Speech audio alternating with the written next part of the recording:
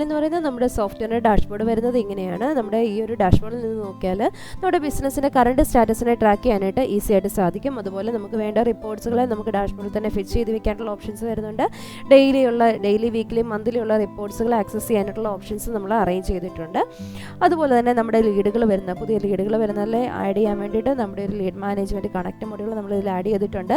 ലീഡുകളെ status vice ആയിട്ട് നിങ്ങൾക്ക് track ചെയ്യാനുള്ള ഓപ്ഷൻസ് വരുന്നുണ്ട്. പുതിയ ടാസ്കുകൾ വെച്ചുകൊണ്ട് തന്നെ ലീഡുകൾ മിസ്സായി പോവാതെ ഫോളോ അപ്പ് ചെയ്യാനുള്ള ഓപ്ഷൻസും നമ്മൾ അറേഞ്ച് ചെയ്തിട്ടുണ്ട്. അതുപോലെ തന്നെ ലീഡുകളുടെ ഓവറോൾ റിപ്പോർട്ട്സും കാര്യങ്ങളൊക്കെ നിങ്ങൾക്ക് ഇതിൽ അവൈലബിൾ ആണ്.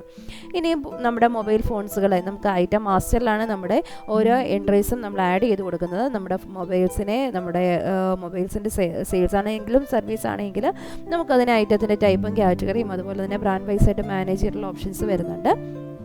അതുപോലെ തന്നെ മൊബൈൽ ഫോൺസ് ആകുമ്പോൾ തന്നെ അതിന് IMEI ഉണ്ടാവും, വേരിയൻ്റ് ഉണ്ടാവും, കളർ ഉണ്ടാകും. അപ്പോൾ അതിൻ്റെയൊക്കെ ആ ഒരു ക്രൈറ്റീരിയ ബേസിസിൽ തന്നെ നമുക്ക് സ്റ്റോക്ക് മാനേജ് ചെയ്യാനുള്ള ഓപ്ഷൻസ് വരുന്നുണ്ട്. ഡിഫറൻഷ്യേറ്റ് ചെയ്ത് അറിയാനായിട്ട് പറ്റും. അതുപോലെ തന്നെ ഡിഫറൻ്റ് ആയിട്ട് തന്നെ അതിൻ്റെ സ്റ്റോക്കുകൾ നമുക്ക് റിപ്പോർട്ട്സുകളിൽ അവൈലബിൾ ആകും. അതുകൊണ്ട് തന്നെ നമുക്ക് ഡെഡ് ആയിട്ടുള്ള സ്റ്റോക്കുകളെയൊക്കെ ഓഫർ ബേസിസിൽ നമുക്ക് റൺ ചെയ്യാനുള്ള ഓപ്ഷൻസ് വരുന്നുണ്ട്. അതുപോലെ നമ്മുടെ പർച്ചേസ് എൻട്രി വരുന്നത് ഇങ്ങനെയാണ്.